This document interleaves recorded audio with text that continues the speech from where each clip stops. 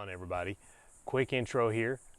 I am on vacation in Port St. Joe, and this video is me going to one of the disc golf courses here. I think it's Forest Park Disc Golf Course. I think there was another name. It's like Buck something Lake Park. It's a fun little course. It's got 12 holes. In this video, we play the pro pads, but there's a mix of like shorts, and even some holes are planning to get some junior pads in. So yeah, it's a fun little course. Shout out to Tyler over at Scallop Cove. He owns one of the businesses here. Actually, I think he has like 2 businesses here. He's the one that's in the video. He showed me around, him and his kids, Court and crew. Awesome people. Go to Scallop Cove, check them out. They're actually on Cape Sandblast, but super close to Port St. Joe. So let's go ahead and get into this video. And if you're in the area, go check the course out. It's pretty fun. All right, everybody. This is hole 1 here at the Forest Park. It's got 1 tee, and it goes back to this basket back here. So the pro tees, the short tee, and everything. That was Tyler starting us off. And you know, we're going to do 2 off the top here. I think we got Crew stepping up now. This is a fun course. I think if you're in the area of Port St. Joe and don't want to drive like an hour to go to Panama City or something, if you're only going to get to play one of the 2 courses they got here, this is the one that you go play. Be aware, there is some water. There's Court throwing his drive. There's some water. It is Florida. So if your disc goes in there, there's a good chance you're not going to get it back, from what they were telling me. So just be aware of that. I somehow missed the putts on that hole, but this hole right here is actually a pro tee. Up between those 2 trees up in front of me is where the short tee is. We only play the pros, but I'm playing with just completely a travel bag. I just grabbed a bunch of backup discs, and that was more overstable than I thought it was going to be.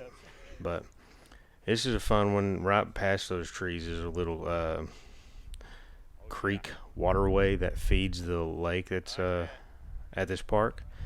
But Tyler threw a great shot there. And I missed Crew's shot, I do believe. I thought I got it. And I thought I made that, but I did not. But this is one of the ones that's going to be one of the harder birdies on the course. It's got a lot of birdies out there for you to get. You just need to throw good drives. Especially this wind right here. Now you got to. But this one's, these 2 that the last one we played and this one, not necessarily crazy difficult, but they are difficult compared to some other holes. This waterway follows the left side of this basket. So I wanted to throw a forehand, and I had a yarn that I don't bag, so I wasn't 100% comfortable with this. I've got the yarns that I do bag, and I know exactly what they do, and I fluffed this one a little. That wind killed it. The wind but it was still okay. It was good at first. And I'm pretty sure this one has a short pad somewhere. I think right here is where they're playing in a junior tee. So Court through from there, using us as Mandos. And I do know this is where Crew's drive landed. I can't remember. I think he played from the shorts. But it's just a cool little place. They used what they had pretty good here. It's just a really cool. Some ace runs, yeah, but enough difficulty to make it fun. And it's actually a pretty park, so you got a lot of water to look at and stuff. I think there's a couple alligators, they said small ones, that hang out around there in the water, so that's one of the reasons you just leave your discs. And this one's a shorty. But he was telling me the local routes, the hyzer through these two trees instead of going straight at it. And I had to give it a try. And Crew, I think this was one of the best shots I saw him throw all weekend. That was just unfortunate that he hit that tree. And Cord actually got a good rip on that one too.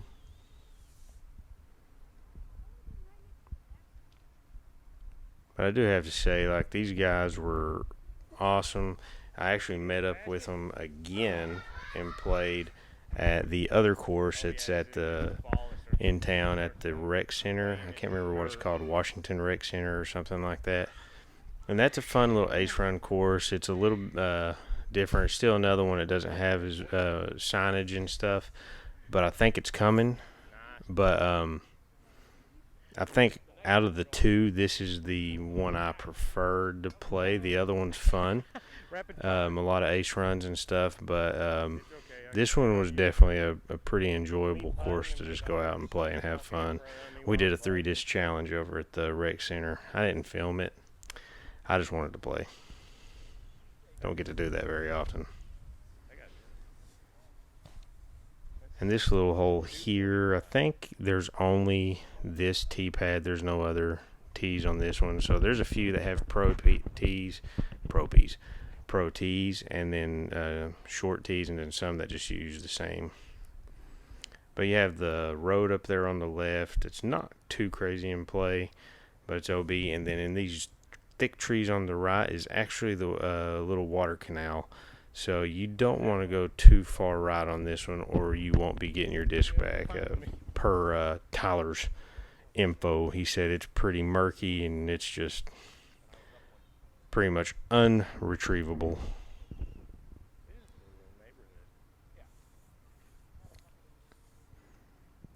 And like I said, they're at the place called Scallop Cove, and he's the owner. So definitely, if you're in the area, go check these people out. Really cool people. And holler at them. They got a Port St. Joe disc golf, I can't remember if it was community or club page on Facebook. That's how I got a hold of Tyler in the first place. And he came right out on his golf cart and played. So, I mean, he's down to play if he ain't got to work. So I just needed it lower. And this is another one of the ones that's a little bit tougher to actually get a birdie on, I think. The righty backhand is the mess up is hyzering out, and if you let something hyzer out too early on this one, as you can see, it's in the water. But he threw a good shot.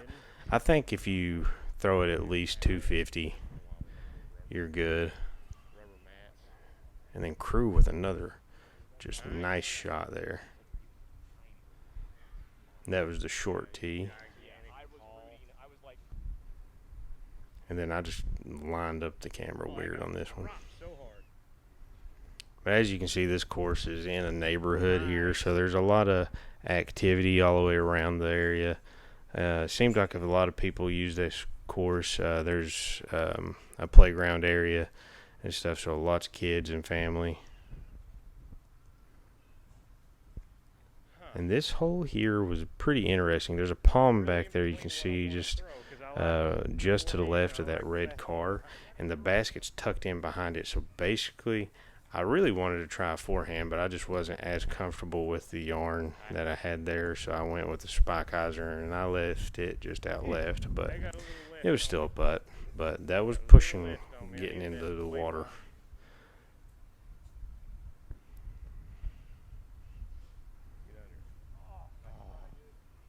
And he just needed a little bit lower, and that would have been good.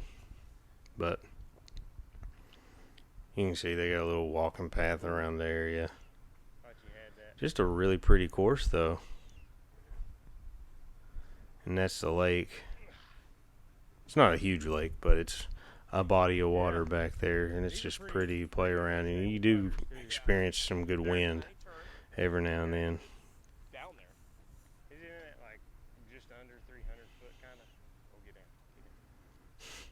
I don't know that this one came back. I don't know if Crew got that one back. But this one, that bush that's just right in the middle, the basket's straight behind it, off to the right on the corner of the water. So you really just don't want to go in the water. And I went and trusted the forehand this time. And it actually was just fine. Right in the neighborhood. I was gonna say I couldn't see. Oh, so that's when you need a glitch. Just a little tap in under the tree. Bang. Y'all have to let me know if you like these casual rounds where I go and play some places and just do some commentary over. I wanted to do commentary over this one because it was a little windy and just some of the audio just didn't sound good. This one was pretty straightforward. I just took a putter, threw basically straight at it, and just let it hyzer off a little bit. I don't know that it got into that. Pretty much, he told me a lot of people play the hyzer around that telephone pole and just try to get something to dump out. And this course is a 12-hole course, so it's not just a 9.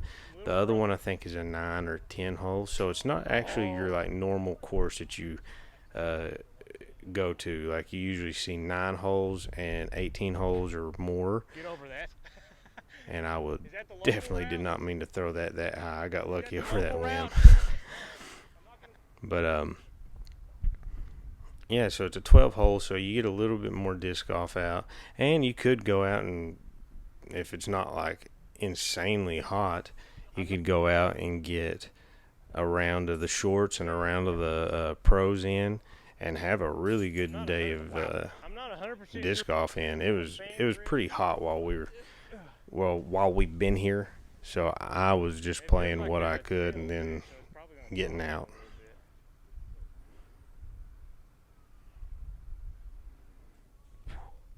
This is probably one of the shortest holes on the course. You had to throw high, like this bench was right in front of you and this wall of trees, so it makes you have to throw kind of like a stall shot. And I actually thought I was really long, but I actually ended up, he almost aced that. He about aced that. Oh my goodness. And we both display some of the best putting that has been on this channel ever, because I think we both missed a total of combined, let's see, I would dare give us 35 feet of putt. we definitely botched the putting up on that one.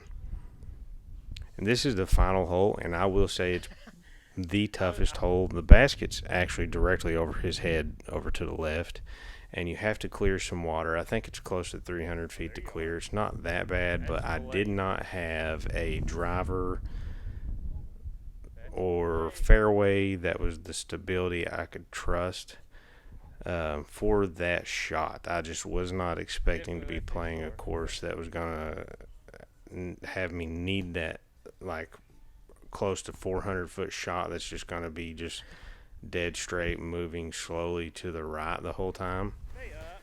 And this was the only bogey I took on the round. So that was Forest Park.